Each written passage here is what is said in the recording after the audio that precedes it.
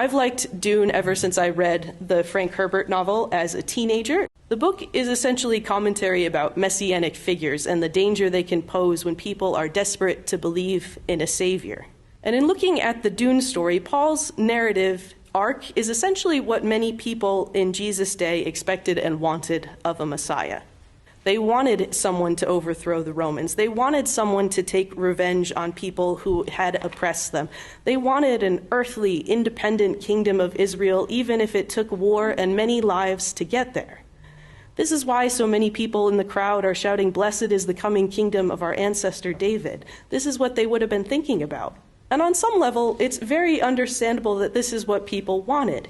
It's often the sort of leadership or Messiah many of us kind of want. We like to have people who can inspire us, who we can invest our hopes in, who make us feel like they can fix things or make us safer. And one of the reasons why dictators are often in power so long is that many people are willing to trade a lot of freedom for the promises of stability and safety and the sense of being part of something powerful. But those promises of earthly salvation are dangerous. Not many years after the death of Jesus, the Jews in Israel would go to war.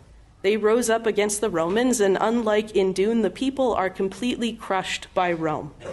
The temple in Jerusalem was destroyed, Jerusalem itself was destroyed, and countless people, including, they think, perhaps about 90% of Jerusalem's population was killed, and many more displaced. Jesus wasn't the kind of Messiah or leader people were looking for. They weren't looking for a Messiah who, when he got himself arrested, would go in quietly. They weren't hoping for a Messiah who would get himself crucified.